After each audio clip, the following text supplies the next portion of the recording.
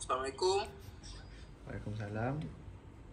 Okey, pertama sekali saya berterima kasih kerana anda sudi bertemu duga di syarikat kami. Saya adalah pihak syarikat sebagai manager di MMM Studio. Jadi boleh anda perkenalkan diri? Okey, nama saya Samad bin Dollah. Saya berumur 25 tahun dan saya tinggal di Kota Warisan Sepang.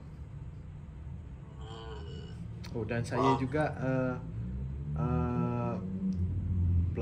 bekas pelajar daripada UiTM Shah Alam. Jadi awak nak temu duga ni, awak nak ambil job scope sebagai apa? Saya, jika diberi keizinan lah, saya nak bahagian produktif.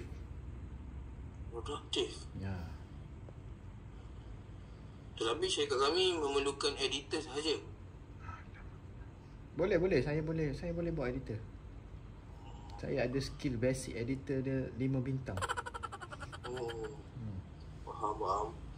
Boleh anda sharekan background anda? Boleh, saya dalam editing ni saya dah banyak lah. Saya dah banyak buat editing untuk production luar. Saya selalu ambil job luar lah, selain daripada saya belajar kan. Dan saya juga ada keyakinan yang tinggi dalam apa yang saya buat. Bukan. Saya nak tahu background belakang tu. Oh ya ke? Alamak, minta maaf dah. Saya nak ambil tema. Saya nak tengok bilik mana yang menarik untuk saya. Baik. Saya minta maaf. Saya ingat cik tanya. Saya walaupun saya berada di bandar, tapi penampak belakang tu kampung kan. Menarik tak? Tapi macam mana nak buat cik? Saya lupa. Awak ke saya yang lebih tua? Okey, saya dah jumpa. Cik muka macam dah tua. Okey, cik lagi tua. Ya. Awak jangan ejek saya. Jangan lempang awak. Tak ada. Boleh cik? Tapi ni galaksi Menarik tak? Lagi. Menarik. Wow. Weh, pokok bergoyang. Menarik kan? Ni saya sebab tu saya cakap saya editor berkelas. Saya nak apa-apa sebagai dia.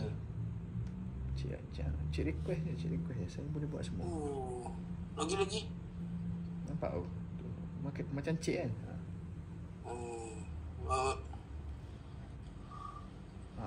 Saya boleh duduk dalam laut. Buat. Tak nak cik, dia macam over sangat ya.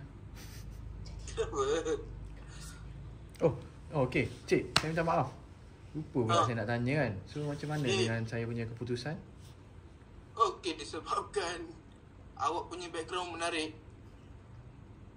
awak diterima di syarikat kami. Alhamdulillah. So bila saya boleh datang untuk lapor diri cik? Pukul 12 sekarang. Sekarang Ya. Awak lambat 5 minit, awak pecat.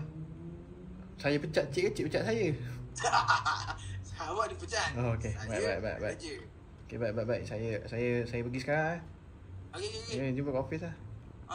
Nanti tunjuk background tu. Okay. Menarik. Boleh.